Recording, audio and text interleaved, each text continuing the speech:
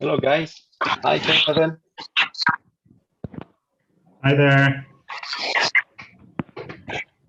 Hey, it's great to have you guys here today. It's a very chilling evening in Vietnam, and with a very large rain just in the afternoon.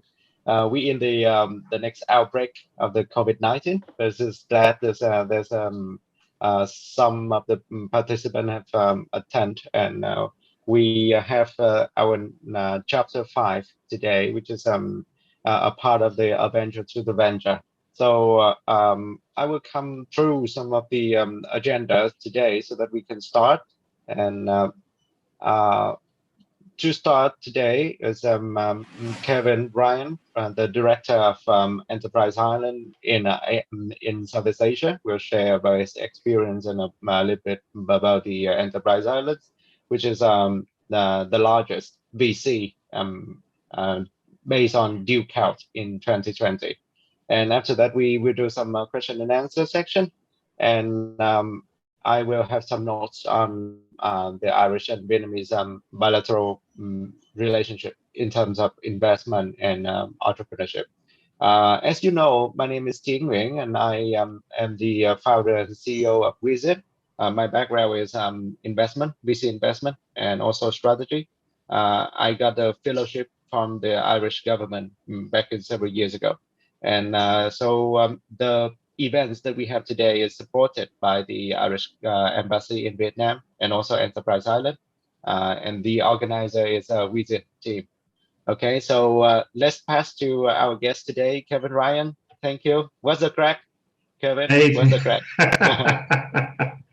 The crack is mighty. Thanks, Tien. And I'm delighted to be here today, and I'm delighted to be supporting Wiziin, and hopefully this is a start of many, many good things to come. I have a deck. I have a few slides I can probably share. Will I share my screen? Yeah, you can share now, please. Okay. Cannot share screen. Okay, try again.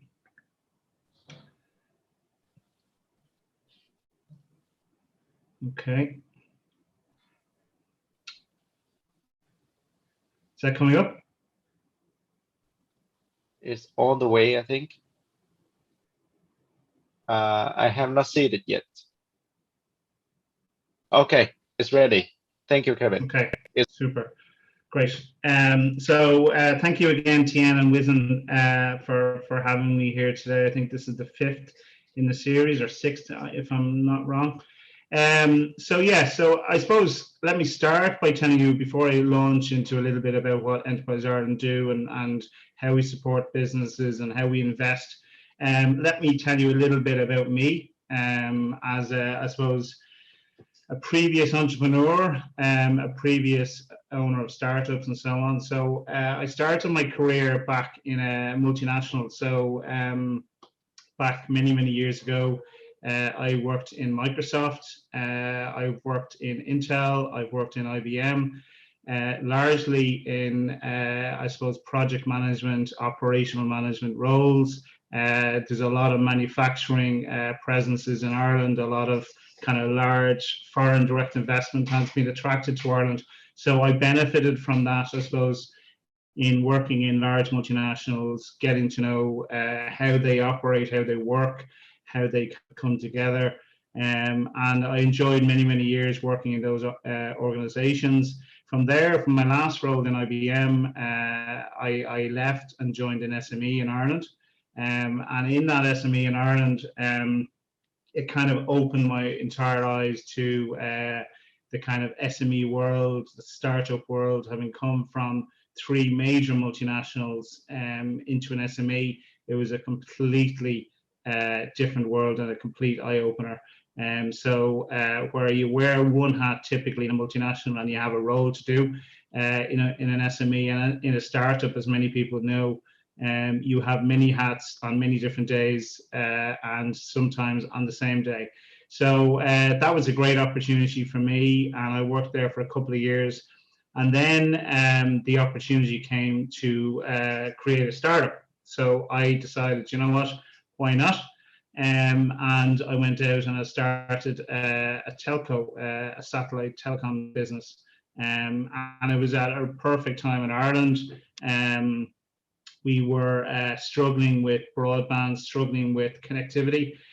So I went and I basically approached satellite operators in Europe and got space and bandwidth on their sites, and basically then packaged and came up with broadband services for remote rural spots in Ireland.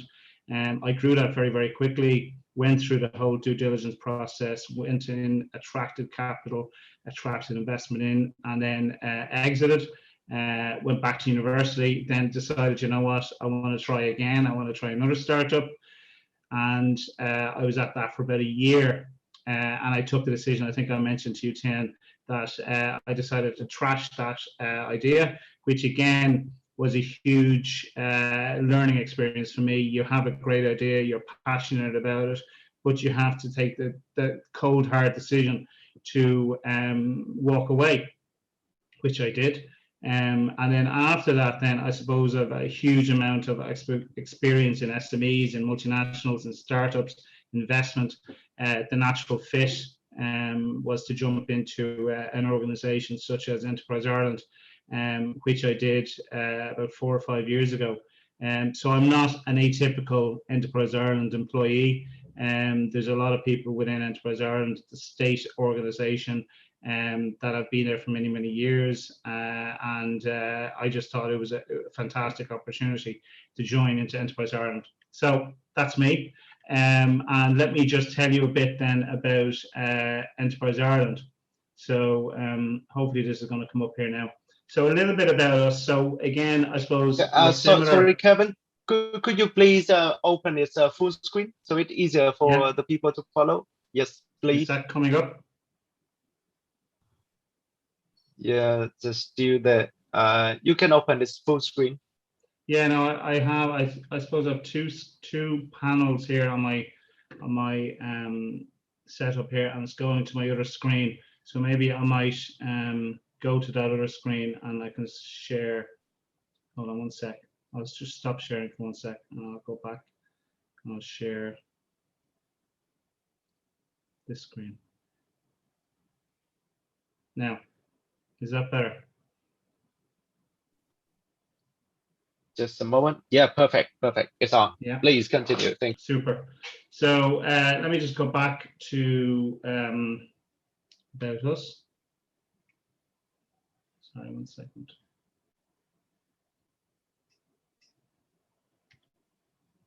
No, it's getting away from me here. Okay, so is that coming up about us? Sorry.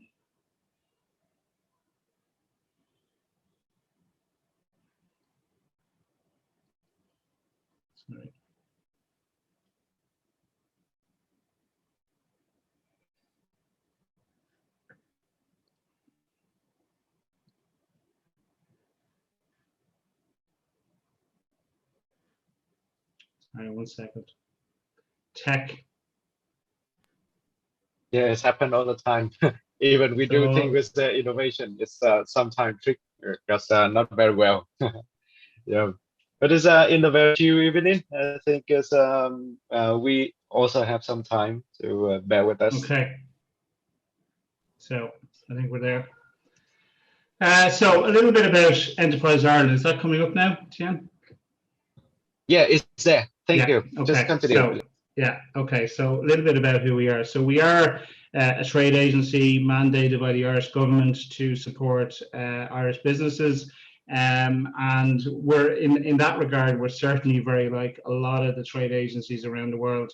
But I suppose where Enterprise Ireland goes a little bit beyond the atypical trade agencies, where we invest directly into the balance sheet, into companies. We take an equity stakeholding, and again, I can go into that in a little bit more detail. So we're mandated by the Irish government to help Irish companies. So you have to be headquartered in Ireland, you have to have either a manufacturing or an internationally traded service in order to get our support, because we don't help every single Irish headquartered company. We can't, obviously, because we just purely wouldn't have the resources. So the likes of retail and some other businesses like that who are domestically trading, we don't really support, because our remit really is to go global, internationalize, and to support that journey to export. And then ultimately the goal is creating jobs in Ireland and increasing the revenue of these companies. So we do that in a number of ways. So we have 10 bases in Ireland. We're headquartered in Dublin. And then out of those 10 offices, we help the companies throughout Ireland. And then we have the 40 overseas offices where we obviously do what we need to do. And I'll tell you a little bit about our overseas offices now in a minute. We also fund the local enterprise offices. So again, they're the kind of high potential startups, we call them. And these are really companies we would deem to be, I suppose, the companies that are most likely to succeed on an international stage, most likely to succeed and generate revenues in excess of 1 million euros, create jobs in excess of 10 people, and do that within 2 to 3 years. So that's the kind of key performance indicator that we would have, or metric, for our startups at the early stages. So our local enterprise offices, in terms of a market, they would help the very beginning. So they would help the companies at the very early stages, helping them to kind of formulate the business plan, helping them to kind of understand what market they want to look at or where they want to go, helping them with employment grants. So again, getting those first people on board. So again, we would fund these entities to then give the funding out to these other companies. So again, we're distributing our funding to companies that can help us in the long run. So that's the enterprise offices. And then we have obviously a number of other remits in Ireland in terms of education. Tien, you mentioned you've benefited from the Irish education. So again, we do that here in an overseas market. We attract graduates or international students to travel back to Ireland to avail of the education offerings back in Ireland with all of our universities and colleges. So there's many things that we do. We do a lot around food. So not many people know that we are the agency that attract companies who produce food, develop food into Ireland. So again, we look at that as well. I'll just move on to the next slide. So in terms then of, I suppose, our regional, okay. So in terms of our regional development, so Ireland is a very small nation, 5.5 million people, but geographically we're quite spread out. And this is the entire island of Ireland, so split between Northern Ireland in the north and the south of Ireland, Republic of Ireland down south. So again, you've got about 1 million people living in the north, you've got about 5.5 million people living in the south. Our remit is a Republic of Ireland. We don't cover the north. And we do that through a number of different ways. So we inject capital into a number of initiatives around the region, just so, again, it's not Dublin centric. It's not coming all out of the capital. We disperse it to the region. So again, there's a fair amount of money and investment throughout the entire ecosystem so the companies can get it and understand what they need and when they need it. So we get an annual budget. In terms of Enterprise Ireland, we get an annual budget from the Irish Exchequer of about nearly 300 million euros. And that money goes, as I said, to support a lot of these initiatives, a lot of these either innovation hubs or R&D funds or whatever the case may be. So a lot of that money doesn't necessarily go into investments directly. So again, innovation is key, as it says here, to growth. So and it does very much play out on an international stage. So companies that innovate grow, companies that innovate internationalize, and they stay the course as well. And we found that through many years. I mean, we've been in the business now, Enterprise Ireland, for the last 23 years, and we've kind of iterated and evolved in terms of all of our offerings. Here's just a small amount of things that we do. We have, for example, in the top right there, you'll see a 500 million disruptive technology fund. So again, we've set aside over the course of 5 to 10 years a fund that will help companies come up with disruptive technologies that will then help to position them in the future. And as we all know, that the future, even in the last 18 months to 2 years, has changed beyond recognition for everybody. And I suppose Ireland has been uniquely impacted because we've obviously had COVID and the impact COVID has had, but we've also had Brexit to contend with. And as we all know, or maybe many people that are on here tonight may not be aware of Brexit, but Brexit obviously has impacted Irish companies, with the UK being our biggest trading partner and closest trading partner for many, many years, and they continue to be. But again, we've had to diversify and help these companies to innovate and diversify as well, to kind of stay in business. So in terms then of innovation and investing into innovation, so as Tien mentioned, we are, according to PitchBook, in 2020, we were named the #1 in the world in terms of investment.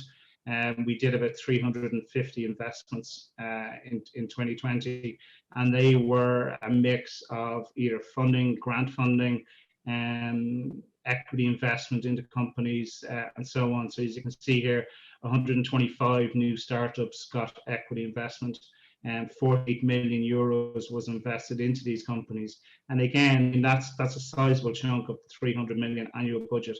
So again, it's for such a small country, I think we do a hugely valuable job in Enterprise Ireland. And then, I mean, we're funders of funds. So as part of our overall fund that we would have from the government, we would then look to reinvest that with other initiatives and other companies and banks and institutions and VCs. So again, they're going raising funding to support companies. We would help to support that and give them funding to help do more investing. So again, it helps distribute our abilities to support more and more companies.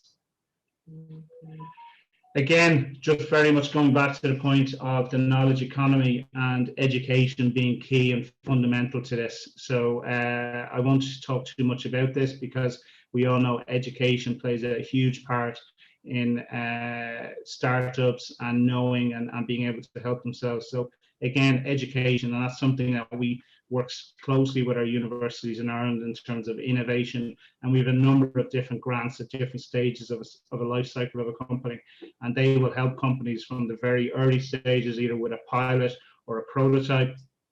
They can do a 5,000 euro grant, and that grant can help them get a prototype up and running and get it developed in the university. So again, you're helping PhD students get practical experience with companies and products.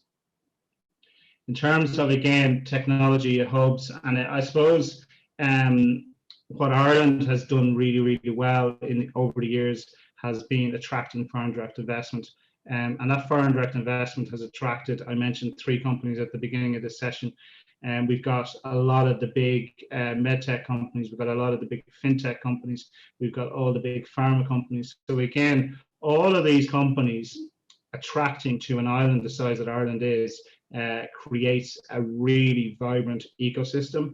And we found over years and years and years of all of this happening is that startups love being around all of that kind of ecosystem and all of these kind of multinationals, where you have the Pfizers in a medtech world, and you have the J&Js, you have all the JP Morgans, you have all the fintech companies. So it generates a huge interest in each of those kind of verticals. And we found that the fintech startups, the medtech startups, they're all creating little clusters around all of these multinationals. And again, you get spin outs out of these multinationals as well. So you've got really experienced people coming out of multinationals wanting to then start up. So again, we're finding that that's hugely valuable to us. So just very quickly, in terms of how we work in our overseas offices, I mentioned we've 40 overseas offices. So this is, I suppose, a really nice, succinct kind of overview of how we operate, how we engage with our overseas markets. So as I mentioned, Ireland, we invest in this pipeline of world-class innovation in Ireland. We do it in a multitude of ways, and we cultivate and develop and bring them up through the different degrees and ranks of a startup all the way up to a multinational. So the likes of Kerry Group, who have a huge presence here in Southeast Asia, they're a client of ours, and they would have started and we would have helped them all the way along that path. So again, they're a great example of an Enterprise Ireland supported company who have made it on an international stage and really made it a big impression globally.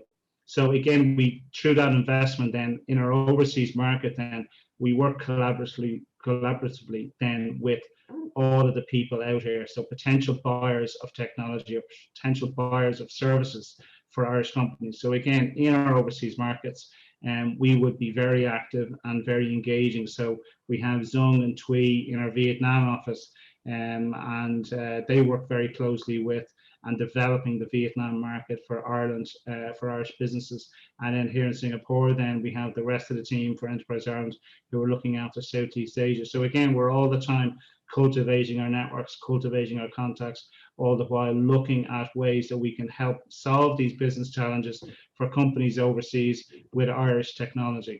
So again, going through the whole process, identifying Irish partners. So again, we would come up with various matches for these business solutions with the Irish companies, and then making the right introductions to these companies. So we do that day in, day out, and that's just here in this office. We have another 10 offices in Asia, and then we have another 30 offices then throughout the rest of the world. So again, it's a day in, day out, and it is really, I'm sure Thuy and Zung, and you probably know yourselves, it's almost like a 24-hour job, because when we're almost switching off the lights, the Ireland team are coming on board, then the US team are coming on board. So it's a constant motion. And then I suppose the end of that in terms of partnering. So the ideal thing for us really is to match overseas companies, buyers with Irish companies. And again, in terms of, and I mentioned to Tien before, and unfortunately I have to go in a little while because we have global meetings. And one of the things we're doing at the moment is looking and seeing how are we going to be relevant in 10 years' time? How can we stay ahead of the curve? What can we do differently? What services can we offer in the future? So these are the things that we're doing all the time. And I suppose engaging with the likes of everybody that's on this call tonight, I'm really keen to understand how can we do more? How can we do more in Vietnam? What can we do? How can we learn from you? How can we help you guys learn? How can we do more to support our engagement here in the Vietnam market? Again, in terms of, just very briefly, in terms of the overall picture of Enterprise Ireland supported clients, so 25.5 billion in total revenue is generated in Ireland from Enterprise Ireland supported companies. So again, that just gives you a synopsis and a very brief picture of the amount of revenue that's generated to Ireland companies supported by Enterprise Ireland. So again, through the works that we do, the important engagements, the important networking, all of the many things that we do here in an overseas office, and doing the networking piece is just one single piece. We have trade missions. Unfortunately, COVID has restricted that. We're going virtual with all of those now. So there's a number of things that we do in an overseas market, not just one-to-one meetings. There's all events, there's webinars, there's all these kind of things to attract people to understand more about Ireland. So that just gives you an overview in terms of the Expo 2019. Now 2020, the figures are just coming out and we're analysing the figures now at the moment. And thankfully, it's not going to be a huge shift. I've seen some of the numbers, and Asia Pac has held its own, even though there was a huge impact. People weren't able to travel, which was a surprising fact that's come out of this. So again, we hope to be able to share these numbers pretty soon, but it's really encouraging to see that these numbers are holding their own and people are looking now at Asia, because again, through diversification of markets, through COVID, with markets being closed where they previously were open, with Brexit, all of this is an important factor for Asia, and in particular for Vietnam. And again, as I said, 40 offices, and we work in a multitude of ways.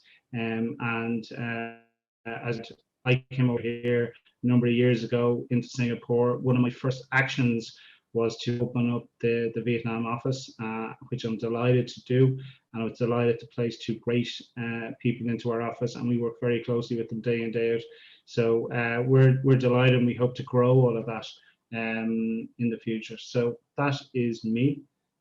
So Tien, I can stop sharing if that is okay. Hope it didn't go on too long.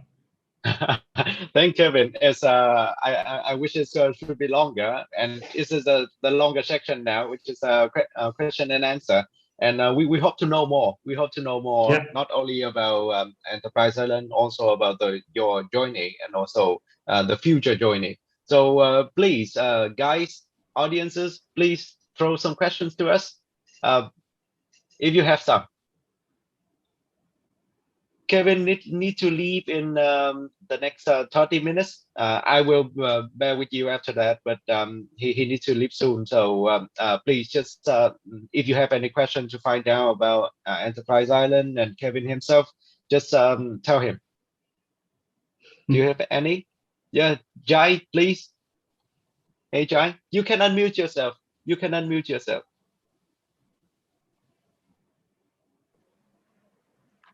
Tien, can I have a question? Okay. Yeah. Hello, Kevin, and thank you for your time. We are a company doing internet AI fitness class platform in the internet, and we're doing something very. We're working closely with local telecoms. Like we are based in Taiwan, but we work in company. In addition to Taiwan, we are also working with telecom like Singtel in Singapore, or China Mobile in China, and HKT in Hong Kong. And we are very interested to European market. And I just wonder, how is it possible we can, if we want to set up our European headquarters in Ireland, and since you have so many offices all over the world, do you think that is a feasible way if we can set up our European headquarters in Ireland and using Ireland as the as a base for our European market for our software services, working with all telecoms? Yeah, thanks for your question, and absolutely. I think that's a great idea, and I would strongly encourage you to select Ireland. I'd be happy to make an introduction. Maybe you can send me an email, or we could have a chat offline and discuss the various details about why Ireland. As I said, like, Enterprise Ireland is the entity that supports Indigenous companies to go global.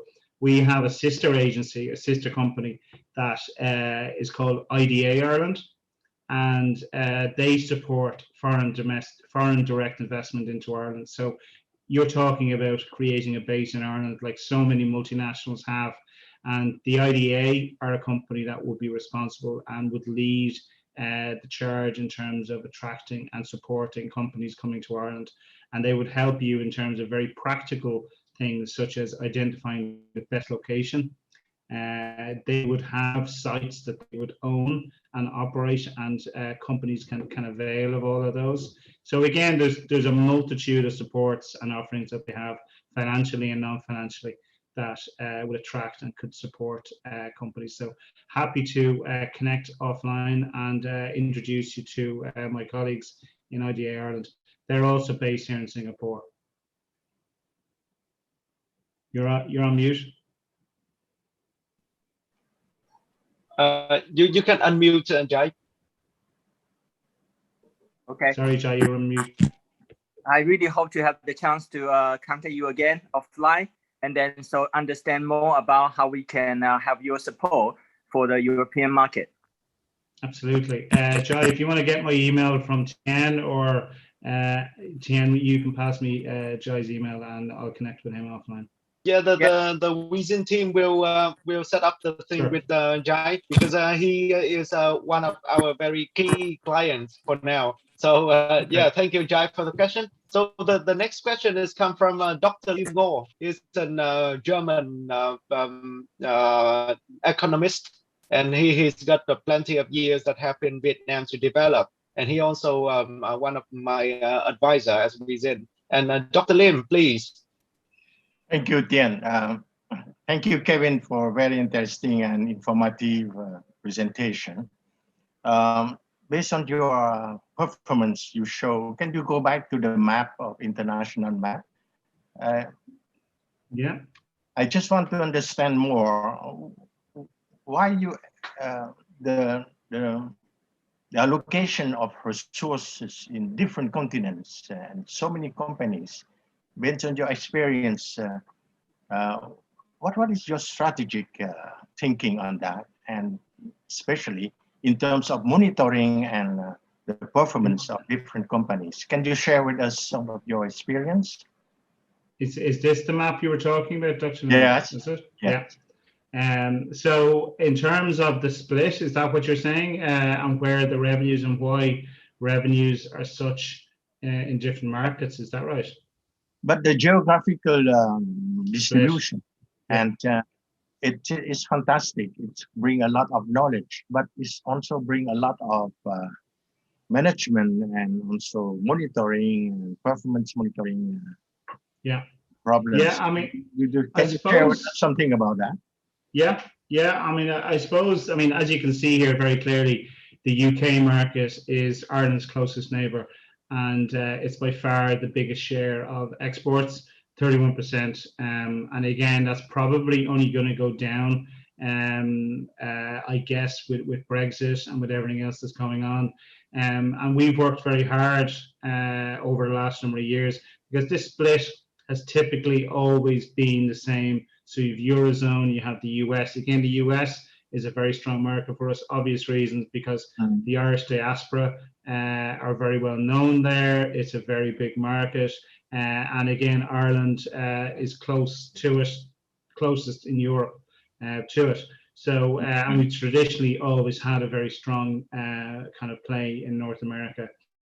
But I suppose Enterprise Ireland has worked very hard on our diversification strategy over the last 2 to 3 to 4 years, really, and it's really ramped up with Brexit. And one of the things, and I suppose I came out to Singapore 2 years ago, and one of my, I suppose, desires was to really ramp up this region as a market for companies to be attracted to. And I'm working with my team very hard in order to do more. And I mentioned I'd like to do more with the Vietnam market to attract Irish companies over here. And we do that, in many ways. But I suppose this map will, over the coming years, change. And I expect the 2.14 billion that's in Asia will multiply quite rapidly over the next number of years, because as we all know, the growth market of the future is Asia.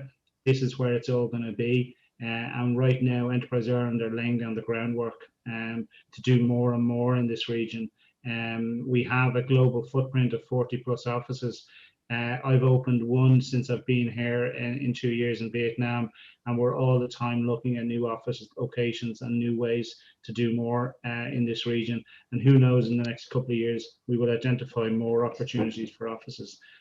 But I expect, and I hope I'm answering your question, but I expect that shift from the UK, we will hopefully benefit here in Southeast Asia and the wider APAC region, as well as North America. Again, there's a lot of constraints in trade and all those kind of things that are going on around the world.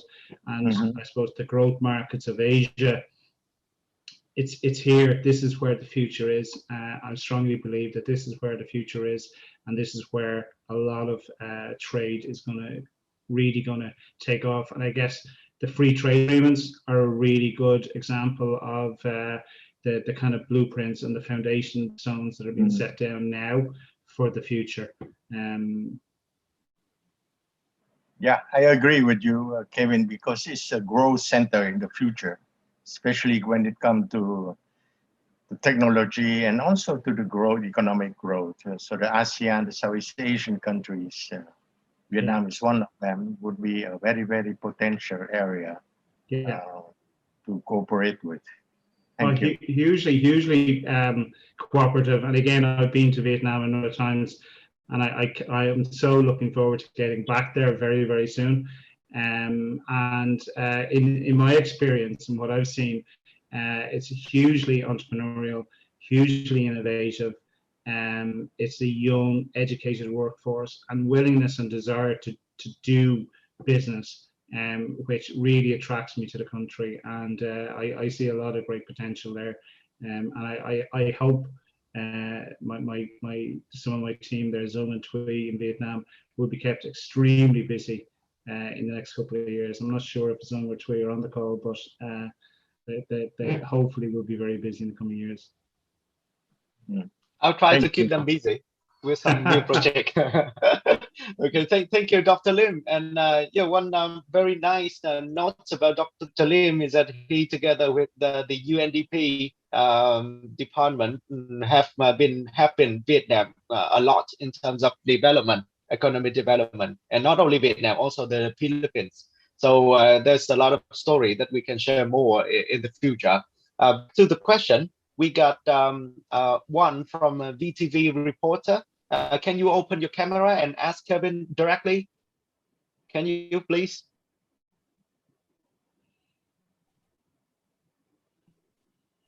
Can you unmute yourself? So, I'm from ETalk, all right?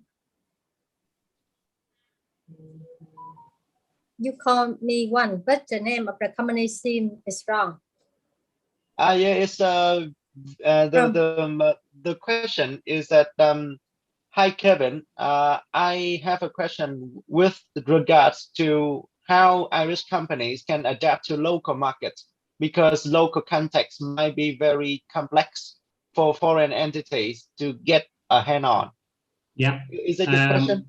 Yeah, and that's and that's a very common I suppose challenge we have here in the overseas markets.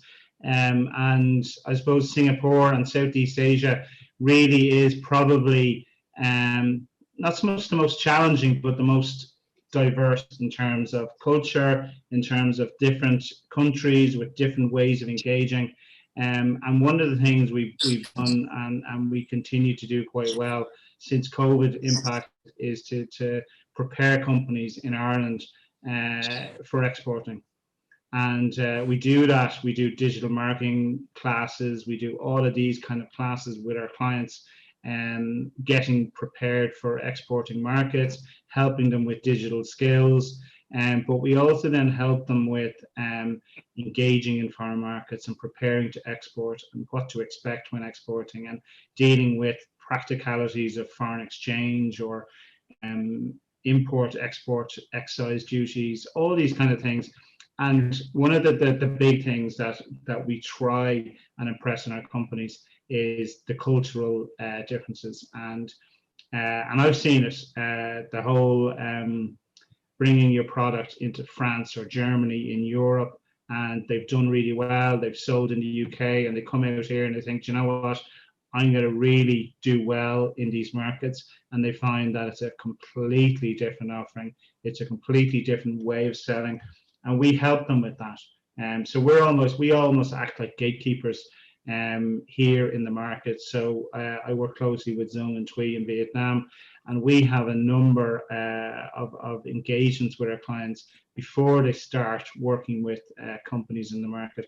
We prepare them with their pitch. We help them in terms of what do they need to do, their body language, all those kind of things. So we do all of that in advance of, because again, I mean, I know you probably realize this, but our network, our contacts in these markets is our I suppose our currency. And we don't, and we flatly won't allow companies free rein into the markets until they're ready, until they're prepared, until we feel they're at that stage of readiness. So we do all of that in advance of. So there's a number of things that we do, and we continue to iterate and evolve with all these kind of things.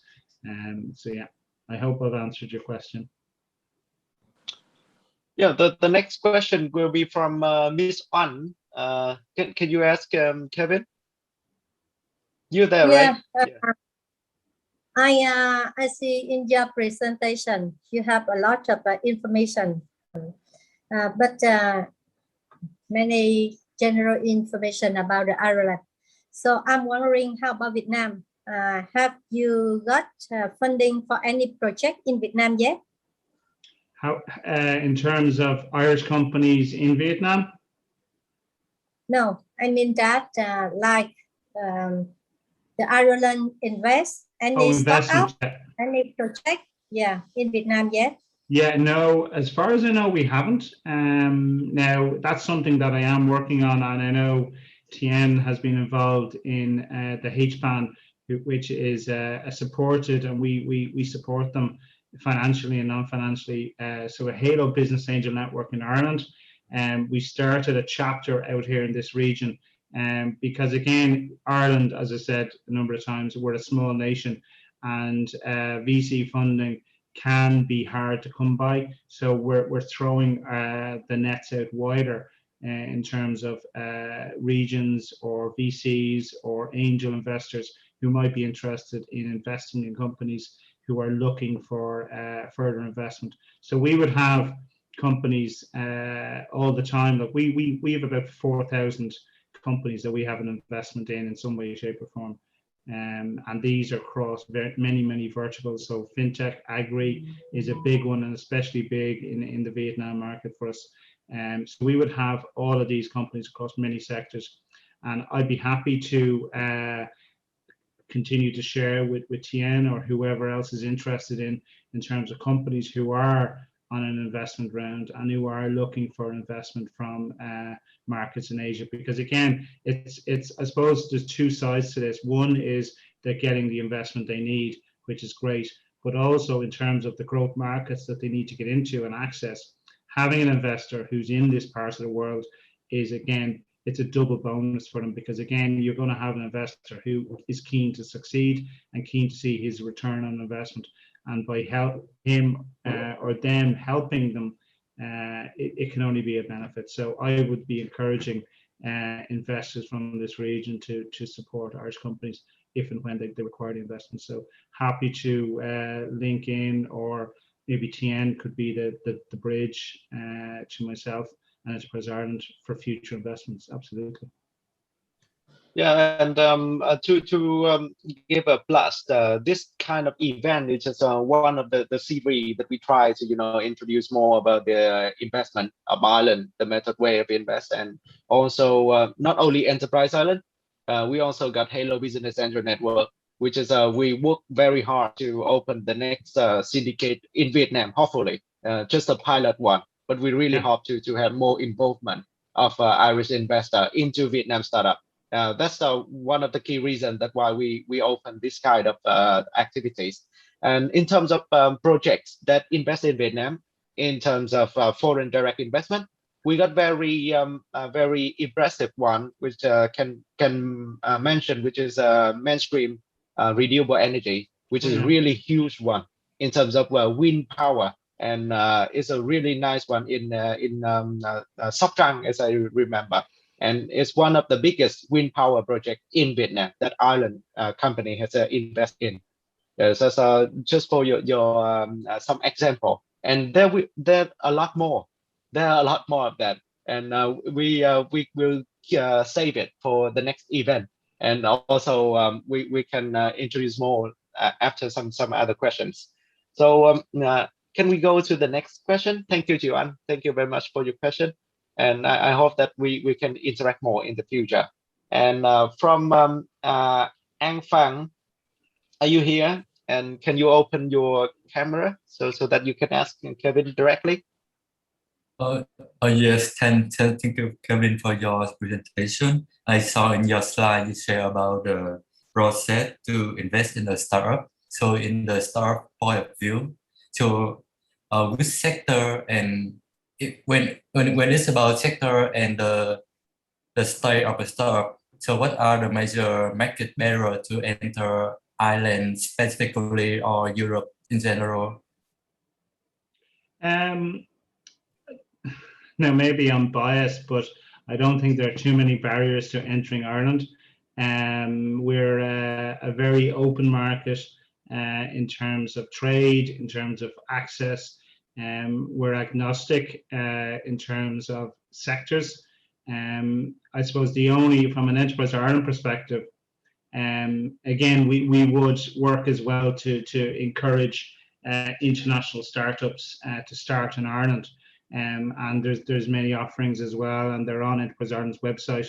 And again, I can send details if anyone's interested in terms of supports for international startups starting in Ireland.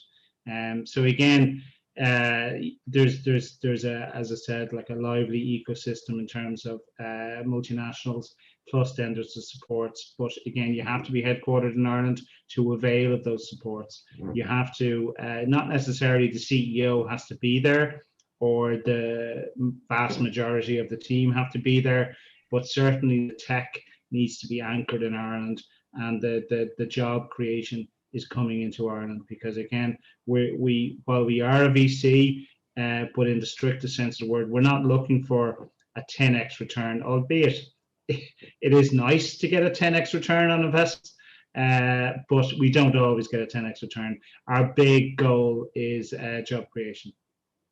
So again, happy to answer more details in terms of what it is specifically you're looking to achieve by starting in Ireland.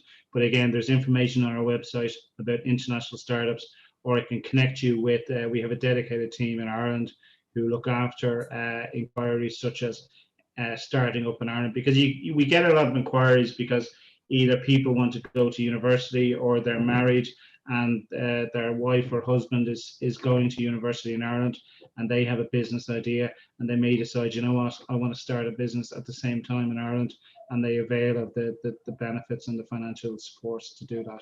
So happy to connect as well.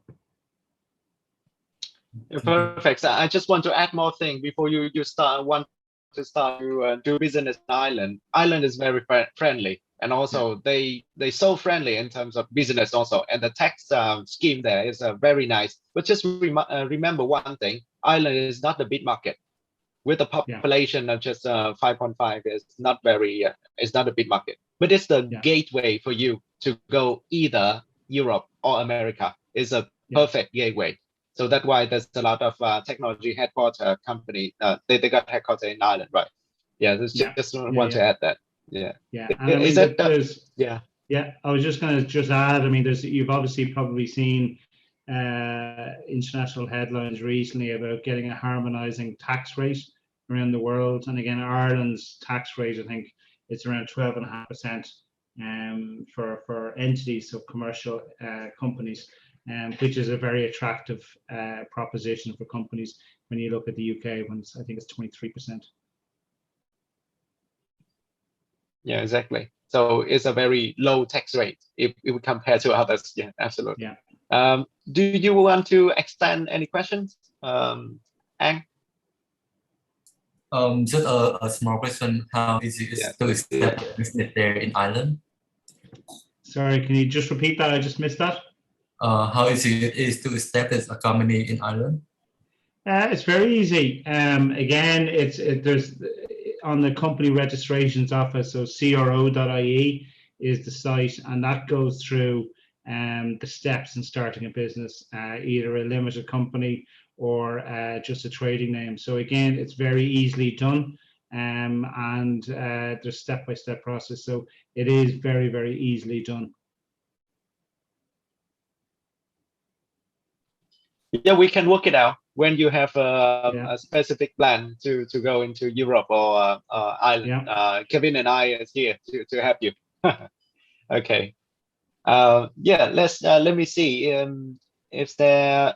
If you have any questions, just give it on the chat. Kevin have 10 minutes left before he needs to leave for the global meeting. So I need to ask you one question, Kevin.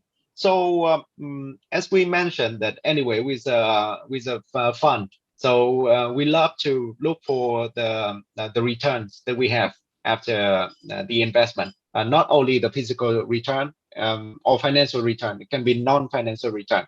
But normally, what kind, how much return? I mean, the return that the government require. Do they have any require of the money that they invest in companies by Enterprise Ireland?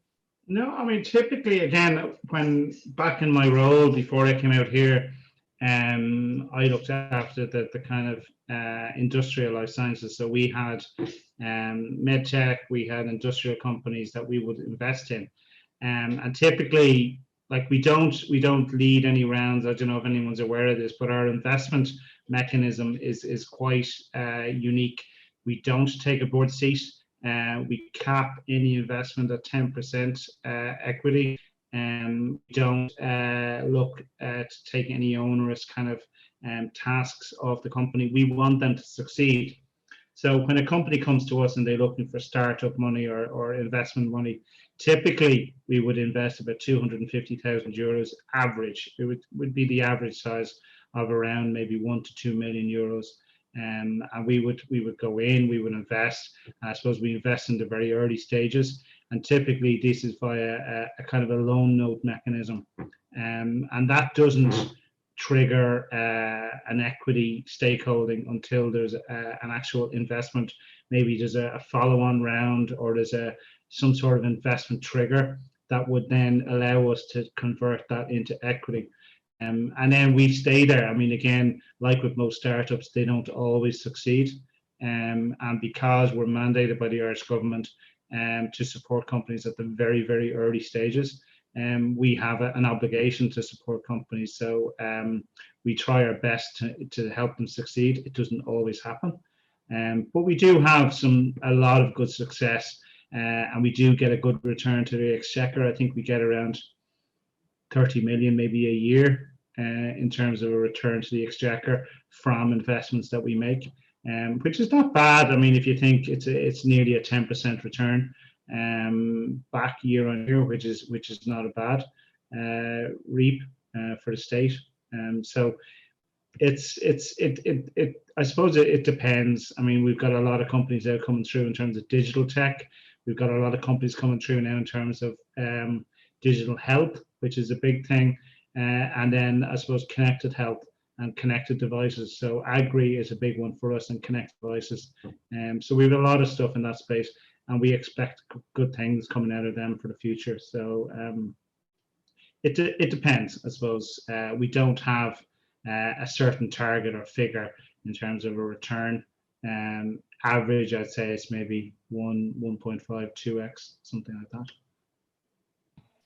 I see. So come back to Vietnam market. What do you see the strengths and the weaknesses of the market in terms of not only the presentation market, it's also about the startup and also the fund, the financial market here. What do you think the strengths and weaknesses? I suppose the strength, obviously, is the people. And I've seen it by far. It's the can-do attitude. It's their desire and passion to succeed and do good. And I've seen that many times that I've been there. I think from a sectoral perspective, we're seeing a lot of good things happen in agri. I suppose Ireland has long had a strong history in agri-tech. We've been an agricultural country for many years, evolving out of that in terms of technology that can help agri.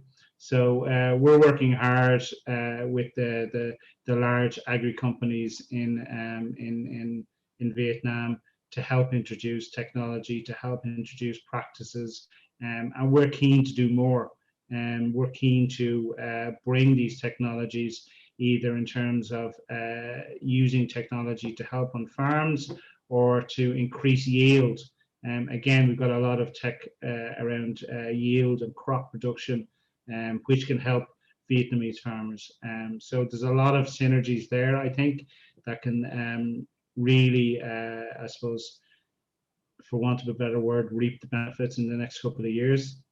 So there's I think agri is one, digital technology is another. We're working hard to kind of bring our digital tech over. So I think they're a lot of the strengths. In terms of weaknesses, it's hard to, I think, put a finger on weaknesses. I think continuing to invest in innovation, like Ireland has learned over the years, that we have to invest in innovation. We have to invest in our education. We have to invest in our people. And that is starting to really grow and help our companies now. We're really I suppose building on that, we're looking at sustainable technologies now as the future. And so again, it's staying ahead of all of that. And I suppose you can only do that with a good, young, educated workforce and educated people. So I think that's the kind of big thing that I think Vietnam needs to stay on message with and stay investing in. I see. Yeah, thank you, Kevin. There's there's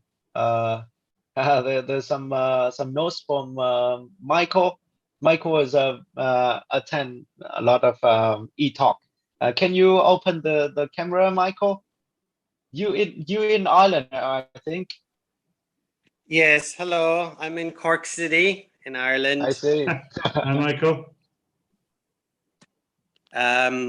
Last year, I organized the inaugural 𝗃𝗧𝗃𝗃𝗃 Golf Day in Vietnam. And I hope to organize it. And I think it could be a great way to promote Enterprise Ireland and Irish companies in Vietnam. Yeah.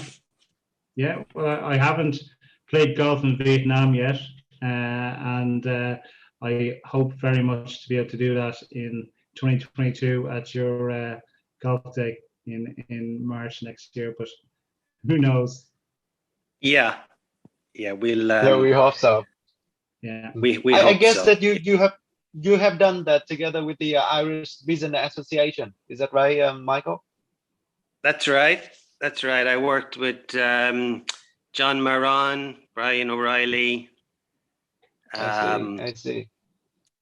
And last year it was postponed from St. Patrick's Day to September, but eventually it went ahead in September, and it was a great success actually. So I hope we can keep it going and grow it and get more Irish companies involved, get more Vietnamese companies involved. It's a great way to network, and it's all good. Yeah. Great. Yeah, absolutely. It's not only about the golf tournament. We also try to hold more things, hold more events together, even online event. But we also hope that the connection between the two, not only investment but also company, can join and also can connect, because it is a lot of similarity between the two countries. If we can mention one thing that I always mention, which is the Irish beef stew. We got the same thing, Vietnamese beef stew here. So it's very nice to know the similarity. Yeah. Banh mi bo ko. Exactly, Michael. That's it. We hope to invite you guys sometime. There was one other question there, I think, around EdTech from Van. Yeah, Van, please. I think it can be the last question, because Kevin need to leave, right? So, Van, please. The stage yours. Hi, Kevin. My name is Van. I am the founder of Onslaught company. We are the EdTech company that we promote. We try to have Vietnamese students and Asian students in general to study overseas by connecting buddy and mentors in the academic field. So we have students from high school up to PhD level and hunting from self-funded to fully funded government scholarship programs. So I send students to New Zealand, Australia, and Canada mostly. And this year we are going to expand to Ireland and other countries in Europe. So I just don't know how to start to promote Ireland's educations and who I should contact to. Thank you. Yeah, well, thank you for your question. And I hope all your students will be going to Ireland soon. As you can see, Tien is a great product of the Irish education system.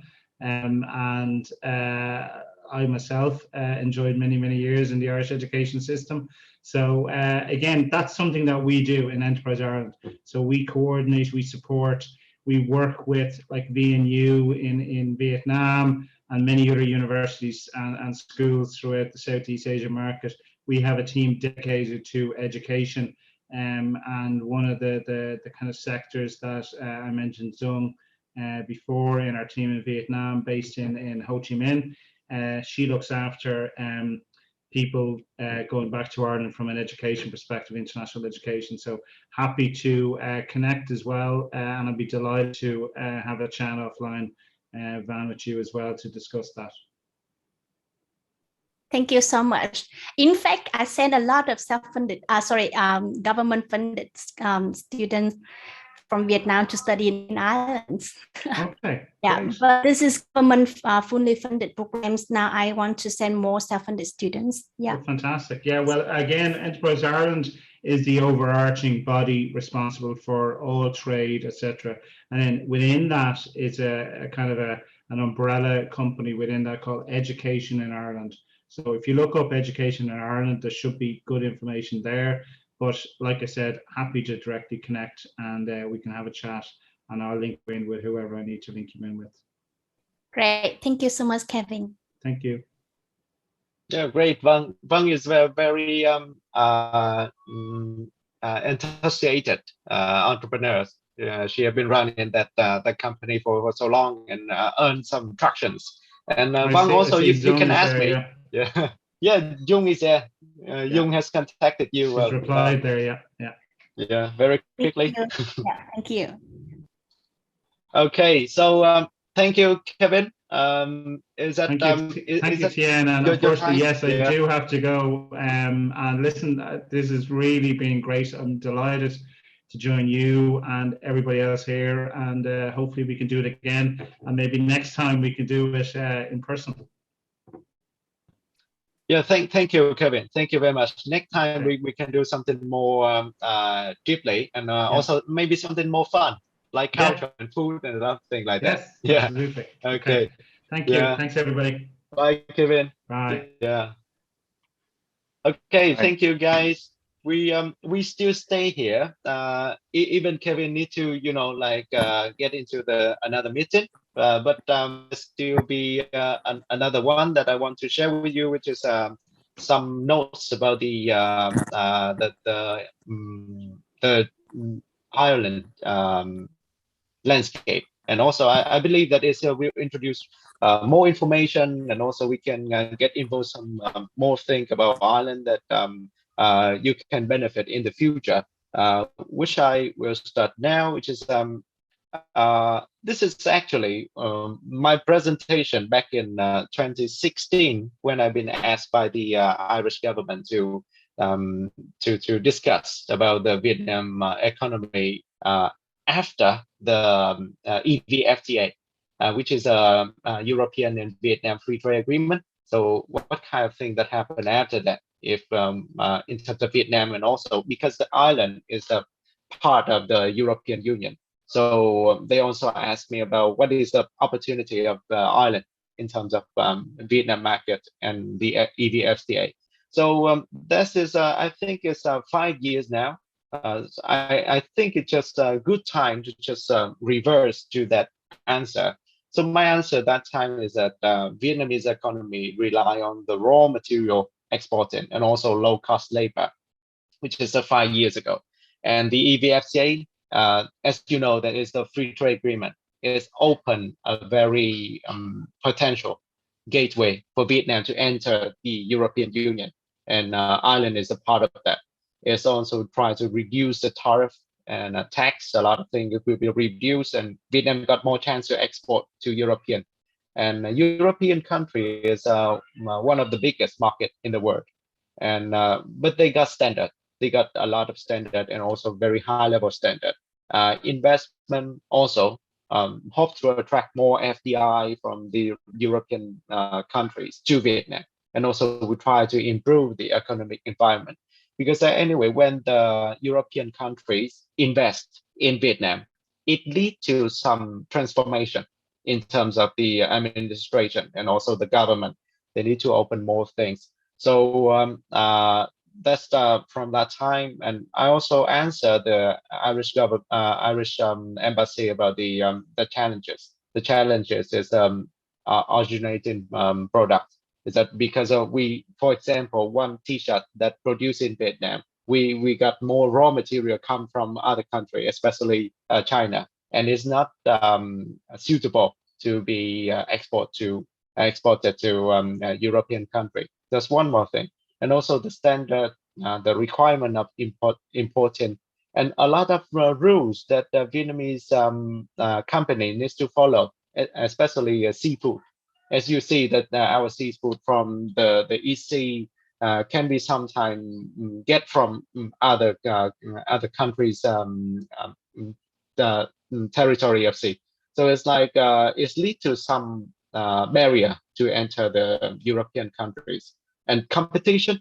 The Vietnamese companies got not very high competitive advantage compared to European company, and also because it's a huge market, so even American company get into the market, and they got high level of competition.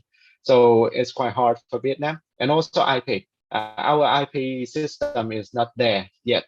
So when we go into European market, sometimes we do not have enough protection in terms of IP. And serious strategy and execution is something that we need to focus on if we want to achieve this. And also, the Irish embassy asked me about, so what chance of Ireland in terms of this situation? I point out 5 things back in the last 5 years about the internet, ICT, about education, about agriculture, healthcare, and also tourism. For now, I think there's more thing to add about Ireland, because they already see the opportunities of not only Vietnam, but also the Asia Pacific and also Southeast Asian region. Today, we have observed that the Irish entrepreneurial landscape is what very unique in terms of the whole Europe. As we have met Kevin, and he's from Enterprise Island, the Europe's largest seed-stage VC, and they got the very active network of angel investor. As you know, that if we are the startup, the first fund that we have from family, friends, and also some angel investor in Ireland, we got a very nice network where the angels got many years of experience, and the Halo Business Angel Network, that is the name of the angel network. They got 600 angels that focus on invest in Irish-based company, and most of them is got very deep knowledge in terms of innovation, and also some very deep tech company. And we hope to have some guests from Halo Business Angel Network soon in our next phase and next event. And the tax and business in Ireland with the tax rates very low, as we can see that it's around 12.5%, is very attractive for companies to set up in Ireland. And also acceleration programs is among 5 over the top 8 of acceleration program in Europe is come from Ireland, one of the best, 5 of the best. And they got very strong and growing network of local seed funds and venture. If you attend the previous events with Brendan from Ashburn, Dubai, we have mentioned about what kind of VC that operates in Ireland. And because Ireland is an gateway between Europe and America, so normally one startup set up in Ireland, they got a chance to get involved in VC from Silicon Valley or even IPO in NASDAQ. So it's like at the very strategic geographical position, Ireland offers so many things to companies and startups to open the company and operate there. About fintech and biotech, pharmaceutical, renewable energy is some industry that been focused in Ireland. And in Ireland, we need to mention about the university system. And in this system, they offer some acceleration program like Nova University, where have nurtured a lot of deep tech company, and many of them has been successfully exited with billions of dollars after exit. And we got some innovation hubs like the Health Innovation of Ireland, been well organized by the government, and they have to support the healthcare initiative and also healthcare startup. So that's why healthcare is something very famous in Ireland. And also, as we mentioned about the AstraZeneca vaccine these days in Vietnam, and one of the inventor of the vaccine is Irish, and he has just been get the one of the highest level, becoming sir in terms of the system of the UK, because he worked in the UK. So one of the inventor of AstraZeneca vaccine is the Irishman. And also in Ireland, if we follow some industry like architecture, the last 𝗃𝗧𝗹𝗶, which is the biggest prize for architecture, is be awarded to two Irish women, two Irish architects. So it's something that we recognize that Ireland is one of the very good partner in terms of trying to develop the startup ecosystem and also investment ecosystem in Vietnam. Come to some highlights in terms of Vietnamese, we can see, and also Kevin have mentioned that we can see some of our competitive advantage. The last thing I want to mention, which is the Irish strategy for Asia Pacific region. So the government, as we have been have long time working with the government, the Irish government, we can point out that they got 5 key points, which is Ireland is will build long-term and strategic relationship throughout the region. So that's the one key thing, the first very important one. And this strategy will last until 2025. And they discuss and think about the strategy all the time. The second one is that they try to develop the stronger two-way economic partnerships. So Vietnam is one of the key countries in Southeast Asia that been named in the Asia Pacific region strategy of the Irish government. And the third one is that Ireland will make the positive contribution by sharing their culture and also engaging their diaspora, like they have done in America. If you watch some American movie, you will see that Irish community there is one of the force in terms of development. And also, they after immigrate into one country, they try to port back to their homeland, which is Ireland. So it's a very nice culture that the government wants to, like encourage. The fourth one is that they try to increase their visibility. So the National Days of Ireland is on 17th of March. And on that day, St. Patrick's Day, people try to, make some significant building in the world become green, because green is the key color of Ireland. And they try to do a lot of things to be more visible in terms of Asia Pacific countries. And the last one is that they try to have the highly collaborative team island, like Kevin and his enterprise island is part of the team island. And also they got the IDA island, education in Ireland, the football of Ireland is all of them is a part of the team island, try to achieve these objectives.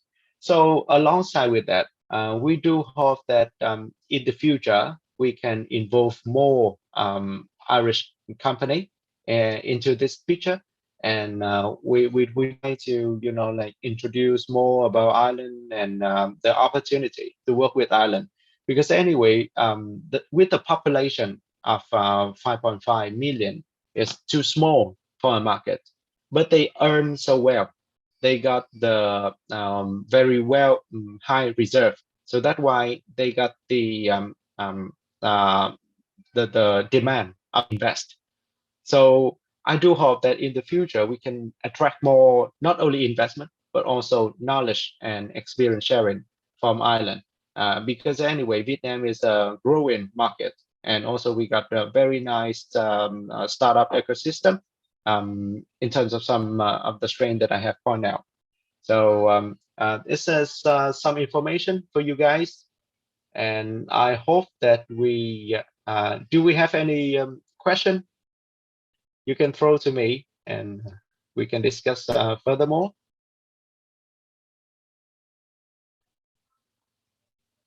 Okay, Minh, right? Minh. Yes. Minh, SNU. Or is it... All right. Hi, Mr. Tien. I have a question with regards to economy.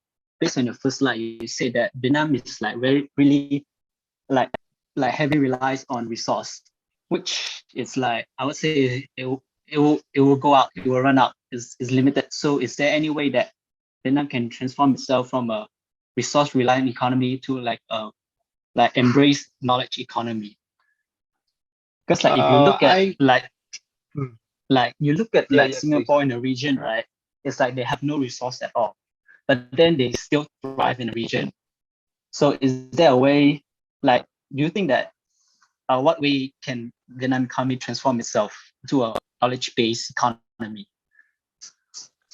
Yeah, I think it's based on the history, right? So with the case of Singapore and also the case of our island, is they need to transfer. If they do not transfer into intellectual economy, they will die very fast. So it's like in the case of Ireland, we have been observed the famine, which is a very large food shortage.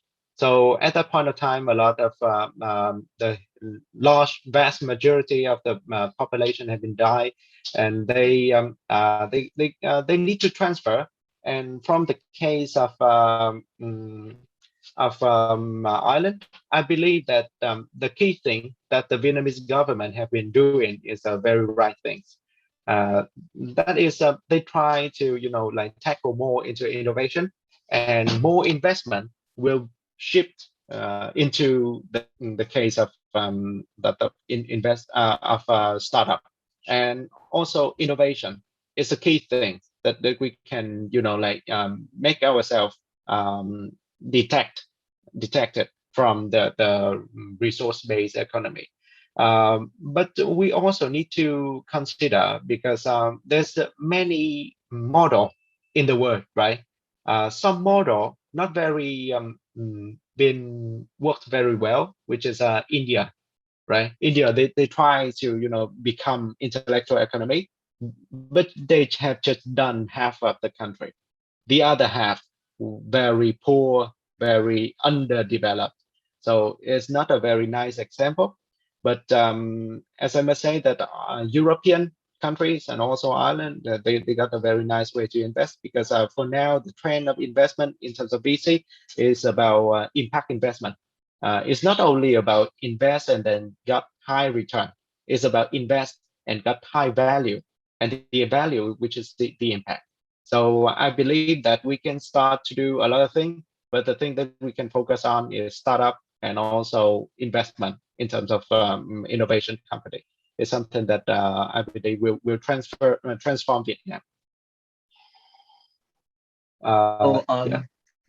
So you said that Vietnam should like embrace innovation, but is there any system to support that innovation mentality?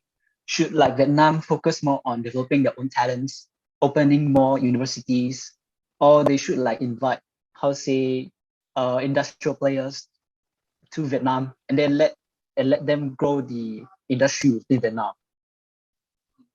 Yeah, that's all of the way that you mentioned is very nice way to do, right? From the case of Ireland, I have seen that they open the thing that we call the Silicon Dock. They got the dock that the ship go in. If you know that Ireland is where they do the Titanic, not a very nice example, but anyway, they can do things like that. So they open the Silicon Dock, And in the Silicon Dock, they got attraction to all of the giants in terms of technology. And when they come to Ireland, they enjoy the very low tech rates. They got more, they create more value. Not only job, they also create the methodology to work, like Facebook, like LinkedIn, like Google. They create the wave of the next generation of entrepreneurs, very high quality entrepreneurs. So for now, based on some report by the Irish Times, one of the top magazine in Ireland, the quality of Irish startup is equal to American startup. So in terms of operation, I believe that is one way invite industry player into the country.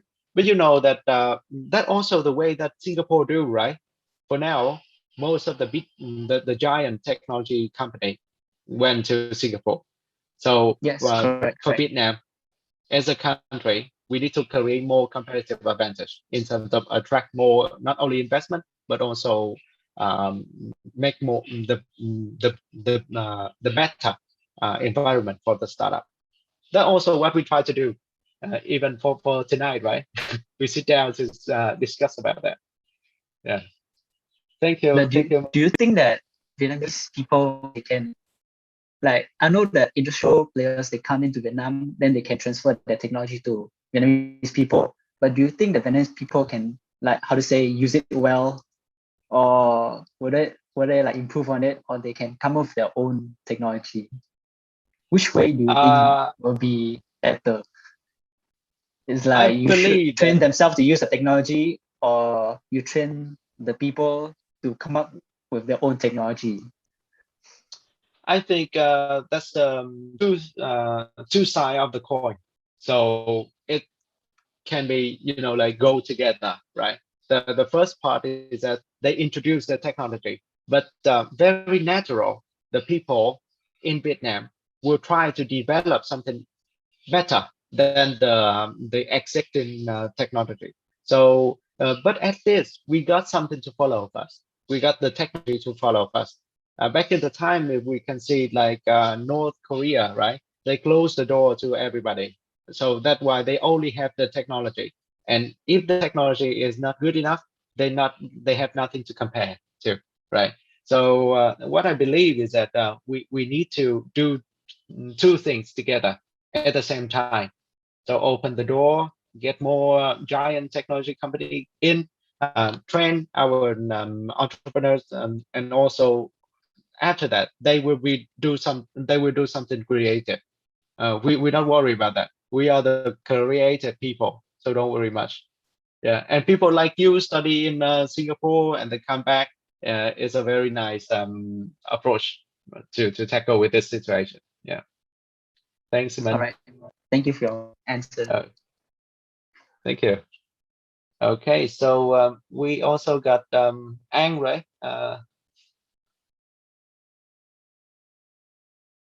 Okay, and Fang, I can read your questions here. Most of the focusing sector in Ireland is fintech, biotech, healthcare, and energy. How about other sectors like edtech?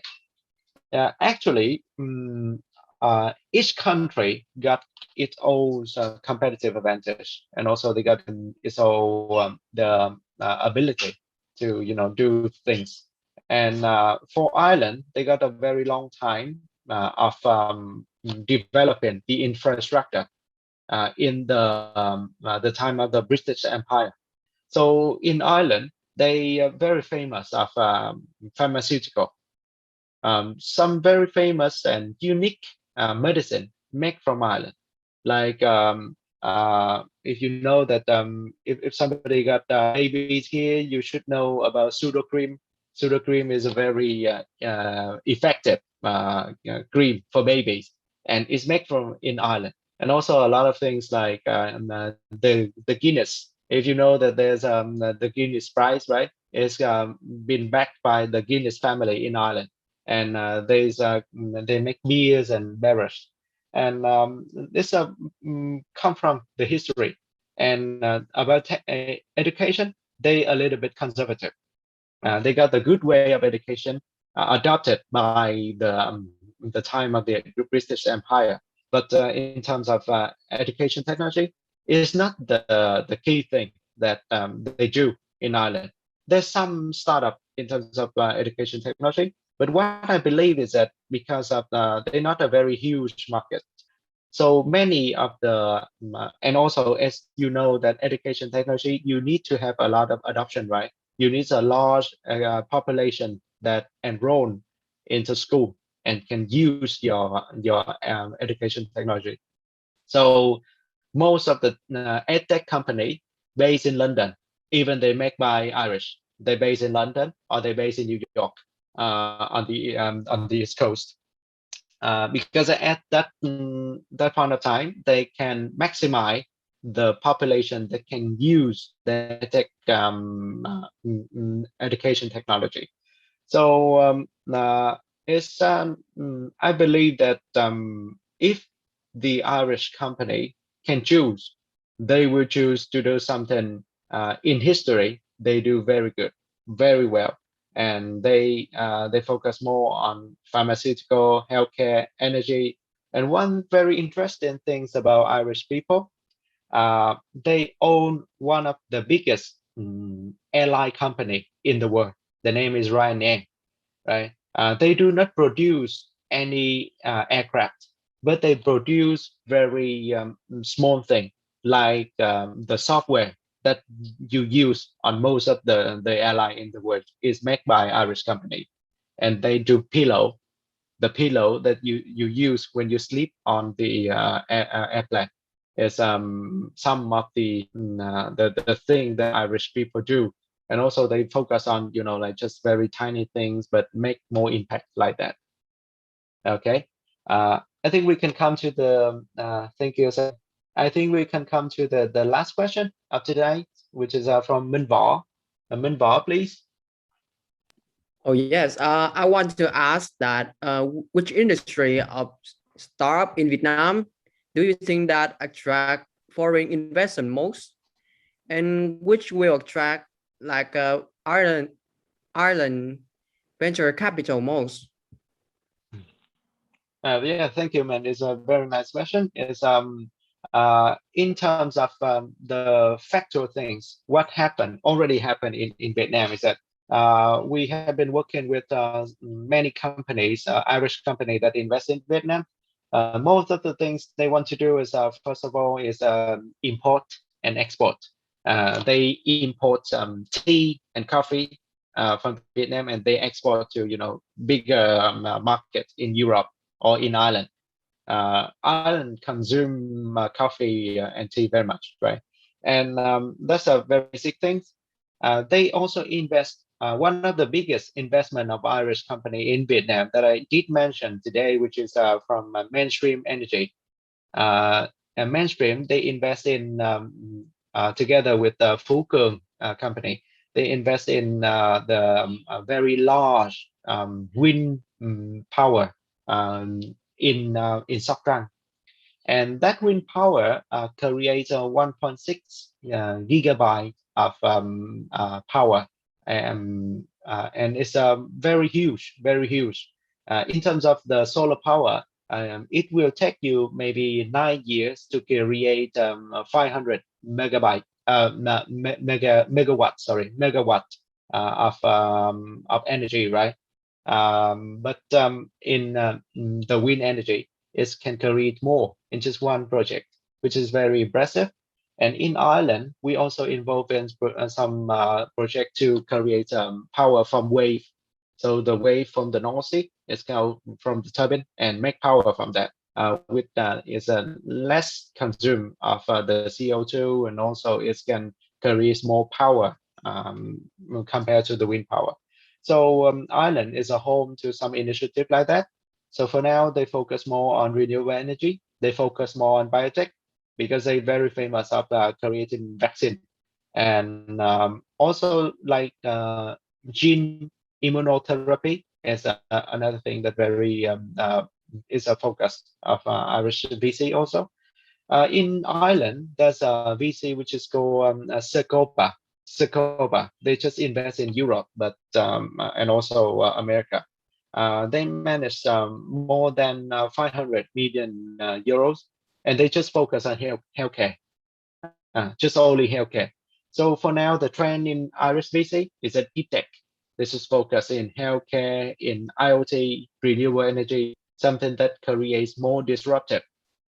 So if you try to attract some Iris VC with e-commerce, it's unlikely to be a good way, right? Or ICT is maybe too early. But you can attract Enterprise Island if you can create job in Ireland.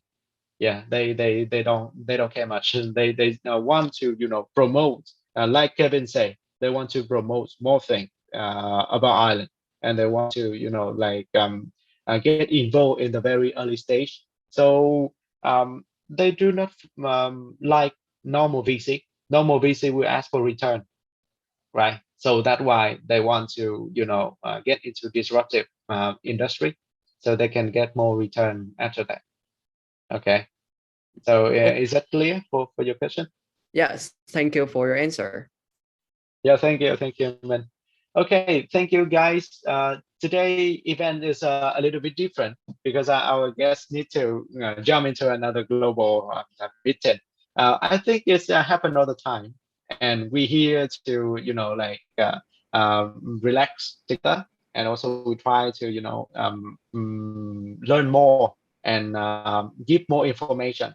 So thank you very much to join us today, and I hope that we can be better after this outbreak of the pandemic.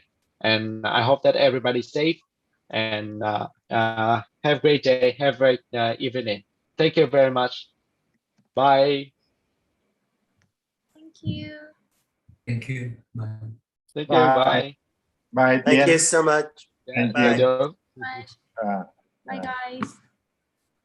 Bye.